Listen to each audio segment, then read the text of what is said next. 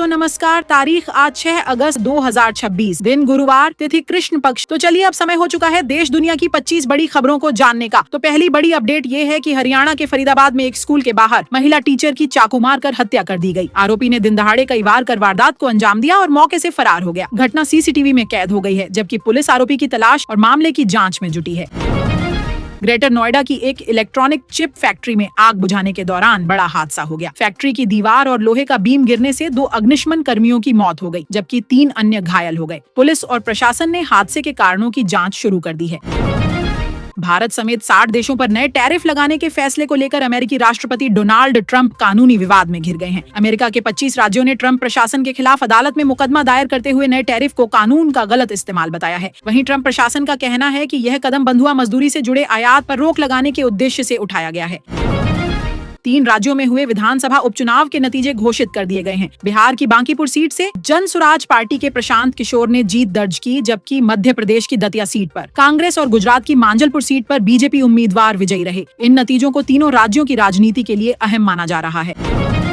किसानों के लिए बड़ी राहत। केंद्र सरकार ने पीएम किसान सम्मान निधि योजना को अगले 5 वर्षों के लिए बढ़ाने का फैसला किया है। सरकार ने योजना के लिए करीब 3.16 लाख करोड़ रुपए के बजट को मंजूरी दी है, जिससे पात्र किसानों को हर साल 6,000 रुपए की आर्थिक सहायता मिलती रहेगी। सरकार का कहना है कि इस फैसले से करोड़ों किसानों की आय को सहारा मिलेगा और खेती में निवेश बढ़ाने में मदद मिलेगी।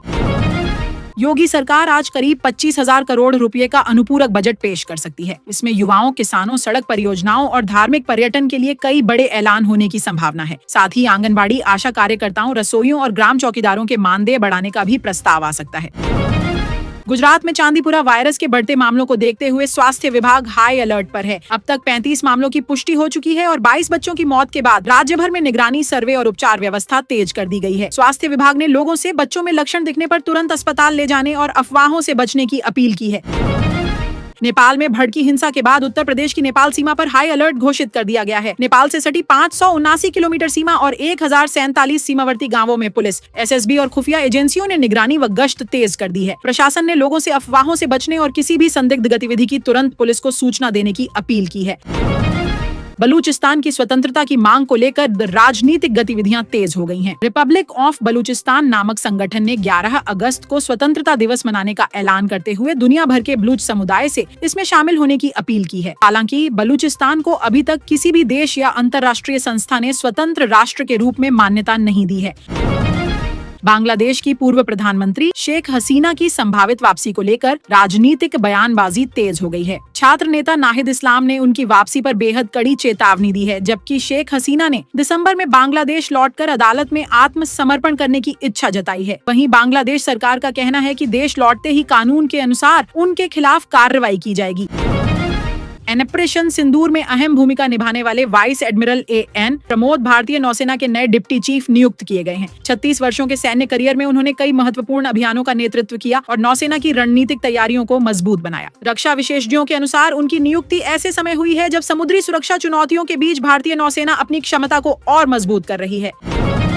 भारत ने जुलाई में रूस से रिकॉर्ड स्तर पर कच्चे तेल की खरीद की है। रूस से रोजाना 28 लाख बैरल तेल आयात के साथ भारत के कुल क्रूड आयात में उसकी हिस्सेदारी 55% से अधिक हो गई है। वहीं एलपीजी आयात में अमेरिका सबसे बड़ा सप्लायर बनकर उभरा है, जबकि भारत ने खाड़ी देशों से भी तेल की खरीद बढ़ाई है। ट्राई ने एंड्रॉइड यूजर्स के लिए माई कॉल ऐप का नया वर्जन लॉन्च किया है। अब यूजर्स हर कॉल के बाद कॉल ड्रॉप, नेटवर्क और कॉल क्वालिटी को रेट कर सीधे ट्राई और अपनी टेलीकॉम कंपनी को फीडबैक दे सकेंगे। ट्राई का कहना है कि इस फीडबैक का इस्तेमाल नेटवर्क सेवाओं में सुधार के लिए किया जाएगा और यूजर्स की जानकारी गोपनीय रखी जाएगी।